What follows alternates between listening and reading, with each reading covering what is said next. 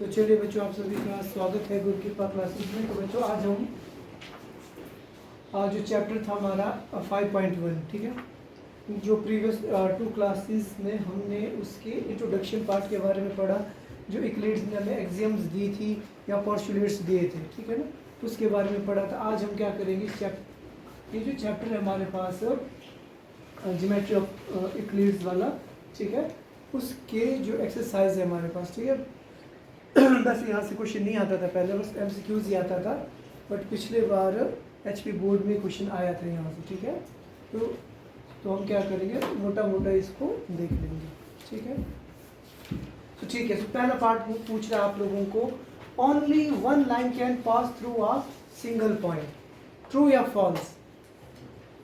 ये बोलता है, अच्छा ट्रू बोला, ठीक है, देखते हैं। बोला, इसने बोला ओनली वन लाइन, सिर्फ एक ही लाइन एक सिंगल पॉइंट से गुजर सकती है। तो देखो, क्या एक ही लाइन गुजर सकती है पंडित? तो क्या ये नहीं गुजर सकती, ये नहीं गुजर सकती, क्या ये नहीं गुजर सकती? इट मीन्स पहले का आंसर क्या होगा आपका? फॉल्स, ठीक है। इस तरीके से आप उसको कर सकते हो। आई बात समझ में? क्लियर है ना? एक एग्जाम्पल भी तो था हमारे पास जिसमें उसने बोला था, ठीक है। अगला देखें, तो अगला देखते हैं। ये बोलते हैं there are an infinite number of lines which passes through two distinct point. याद करो, जो हमें एग्जाम्स थी उसने क्या बोला था, अगर दो डिस्टिंक्ट पॉइंट होते हैं तो उनसे सिर्फ हम कितनी लाइन ड्रॉ कर सकते हैं? Only one. बट ये तो इनफाइनाइट की बात कर, again second one is also false. आई बात समझ में? पता लगा? एग्जाम जो पढ़ी थी ना, वहीं से क्वेश्चन आ रहा है आपको। ये बोलता है a terminated line can be produced infinitely on both the sides. ये बोलता है कि जो हमारे पास टर्मिनेटेड लाइन होती है, मींस फॉर एग्जांपल मैं बोलता हूँ ये क्या, हमारे पास एक लाइन सेगमेंट है, तो ये बोलता है उसको मैं इनफाइनाइटली आगे पीछे बढ़ा सकता हूँ। क्या सच है कि झूठ है? ट्रू। अगर आप लोगों को याद होगा तो एग्जाम नंबर 3 पता नहीं कौन सा, कुछ उसमें था, हमने पढ़ा था कुछ। आई बात समझ में? क्लियर है ना? ओके जी, it means this one is true. Next, two equal circles are equal then their radii are equal. True की फॉल्स? ट्रू है। लास्ट में जैसा था ना कुछ एग्जाम में, उसने बोला था कि भाई हम हमारी जैसी मर्जी हो हम वैसा सर्कल ड्रॉ कर सकते हैं, जिस रेडियस का चाहे उस रेडियस का कर सकते हैं। और बात आती है कि दो सर्कल्स आपस में इक्वल कब होते हैं?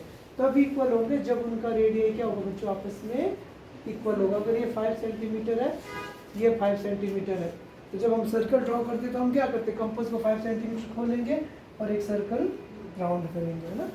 आई बात समझ में? It means this one is also true. Last, in the following figures if AB is equals to PQ and PQ is equals to XY, then AB and XY की बात ये कर रहा है। अगेन, अगर आप लोगों को याद होगा एक्सियम्स हमने क्या पढ़ा था, अगर दो चीज़ें आपस में इक्वल हैं, ठीक है ना, दो चीज़ें आपस में इक्वल हैं और उन दोनों के साथ, कहने का मतलब मैं मान के चलता हूँ क्या, इसने बोला बच्चों हम लोगों को AB किसके बराबर है? PQ के। और इसने बोला जो XY है हमारे पास वो भी किसके बराबर है? PQ के बराबर। यही बोला ना इसने। तो इसका मतलब क्या हुआ, अगर AB PQ के बराबर है, XY PQ के बराबर है, तो क्या AB जो है हमारा XY के बराबर होगा कि नहीं होगा? बिल्कुल ट्रू है। हमने एक एग्जाम भी पढ़ी थी। हमने क्या एग्जाम पढ़ी थी कि भाई अगर दो चीज़ें आपस में इक्वल कब होती हैं? जब अगर क्या हो जाए कि ये वाली चीज़ इसकी इक्वल हो, ये वाली चीज़ इसकी इक्वल और दोनों आपस में इक्वल हो जाए। कुछ इस टाइप की एग्जाम थी ना हमारे पास। तो ये ट्रू होगा कि फॉल्स होगा आपका? बिल्कुल ट्रू होगा। आई बात समझ में? पेपर में बिल्कुल सिंपल इसी टाइप के क्वेश्चंस आएंगे आपको, ट्रू फॉल्स वाले, ठीक है। आई होप आप सभी को समझ में आ गया हो थोड़ा सा, है ना? अब हम चलते हैं आगे की और।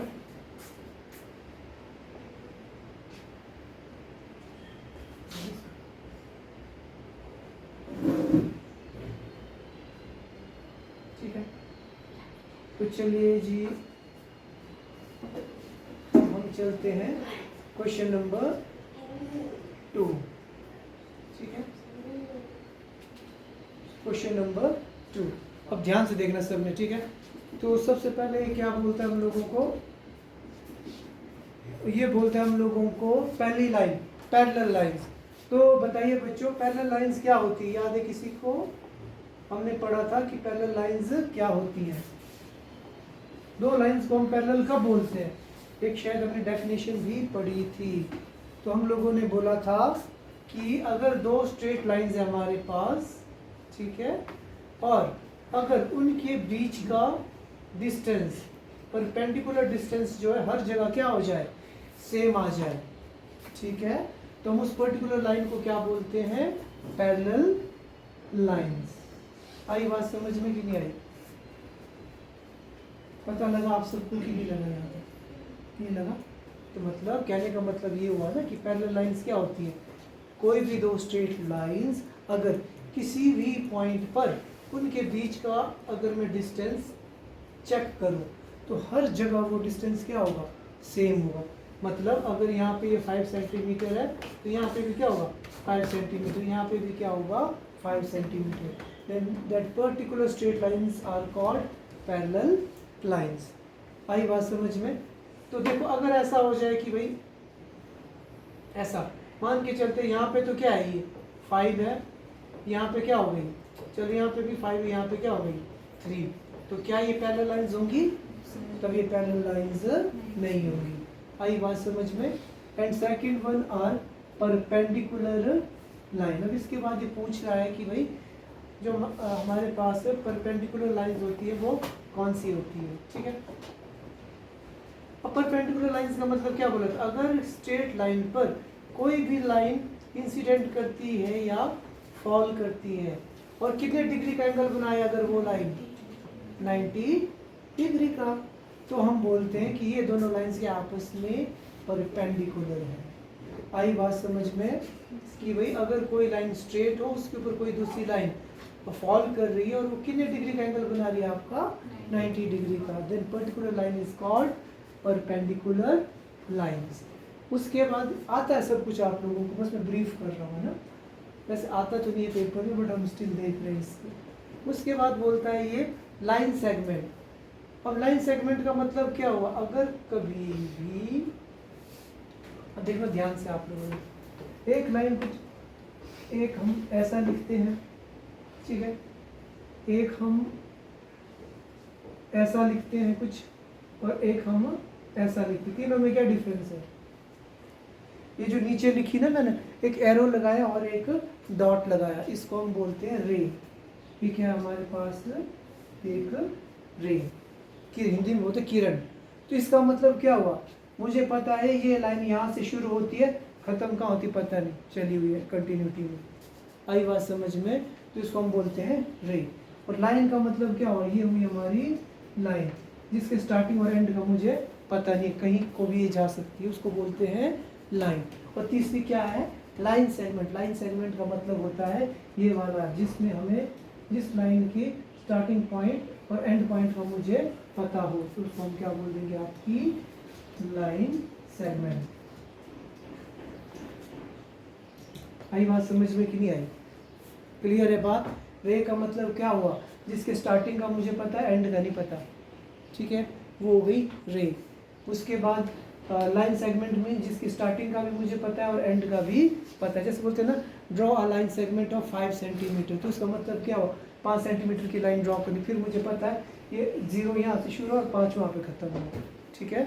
और जब ये बोलेगा आ लाइन, लाइन का मतलब सिंपल लाइन है, वो नहीं पता कितनी सेंटीमीटर की है कितनी किलोमीटर की है, बस वो क्या लाइन है, बस उसके स्टार्टिंग और एंड का हमें पता नहीं होता है। समझ में आ गई बात? Okay, then after we have radius of a circle. अब रेडियस ऑफ अ सर्कल क्या होता है बच्चों हमारे पास, अगर मैं क्या करूं, एक सर्कल को ड्रॉ कर दूं, बीचों बीच एक सेंटर ड्रॉ कर दूं, तो सर्कल के एंड पे इस बाउंड्री पे कोई भी पॉइंट हो, उनको ज्वाइन करने वाली लाइन, अगर मैं क्या करता हूँ, सर्कल के किसी भी एंड पे कोई एक पॉइंट है, उस पॉइंट और सर्कल के सेंटर को अगर ज्वाइन करता हूँ ठीक है। जो लाइन उन दोनों पॉइंट्स को मिलाती है, ज्वाइन करती है, उस पर्टिकुलर लाइन को हम क्या बोलते हैं? उसको हम क्या बोलते हैं बच्चों? सर्कल का रेडियस। तो हम बोल सकते हैं कि रेडियस क्या होती है? एक लाइन होती है जो सर्कल के सेंटर और सर्कल की बाउंड्री पर कोई भी एक पॉइंट को क्या करता है? वो ज्वाइन करता है। That particular line is called radius of a circle. आई बात समझ में कि नहीं आई? पता है आप लोगों को सब कुछ? And last one is square. अब स्क्वायर क्या होता है भाई? तो स्क्वायर हमारे पास क्या होता है? एक ऐसी क्वाड्रिलेटरल होती है जिसकी चारों साइड्स क्या होंगी? आपस में इक्वल होंगी। 4 की 4 साइड्स क्या होंगी? आपस में इक्वल होंगी। और वो क्या करता है? 90 डिग्री का एंगल बनाता है। A closed figure made up of 4 equal sides are called square. ठीक है। And whose angle sum is 360 degree. समझ में आया सबको कि नहीं आया? पता लग गया ना? ठीक है जी। तो इसके बाद अब हम मूव करते हैं आगे को। तो अगला क्या है बच्चों हमारे पास? तो इसमें डेफिनेशंस दी है अलग से हम लोगों को ना, बट स्टिल हम